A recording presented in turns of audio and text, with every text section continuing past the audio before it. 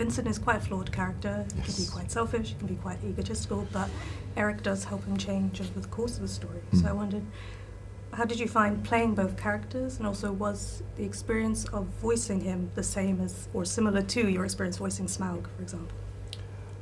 No, very, very different, very different. That was an entire character, but this is an extension of the same person. This is sort of a psychic split, an id, a devil, an angel.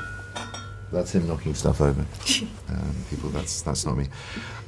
You know, and it's very unusual to get to play against a version of yourself, albeit a 7-foot-tall walk-around white and purple and blue puppet monster. So it was also the opportunity to work with an amazing puppeteer, and that whole world is just absolutely captivating, and always has been since I was very young, and now as a father watching my children get utterly, and all of us, the child in all of us, get utterly bewitched by this animation of the, you know, inanimate. It read on the page as a challenge, as something extraordinary that I'd never seen or read before, as a way to examine a character going through what Vincent goes through.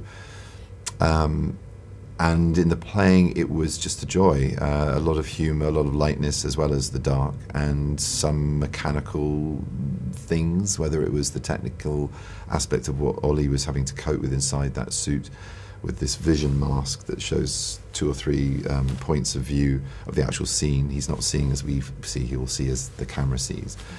I mean, I kind of, people say, what moved you most about the drama? But actually putting that on in one of the last days filming in New York, and just I cried afterwards, put my arm around him and said, I cannot believe this is how you've done what you've done. It's truly extraordinary. And to get to do a bit of that as well, the kind of puppeteering in the show within the show is great fun.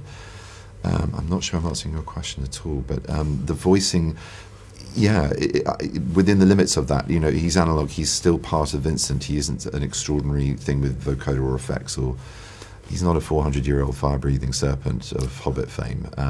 He's something that we recognise from the worlds of the Henson puppets that we've grown up with. So, yeah, it was important to authenticate him, but give him a dialect that was different from Vincent's, and a sort of gruffer, rough around the edges honesty, so that the humour, the ribaldry, the advice, the terrorising, the nannying, all the kind of functions he operates with in the show could be coloured by that voice. So yeah, I tried. It's hard when you're going, you know, to get all that expression in, and that was a struggle sometimes, but it was a fun one.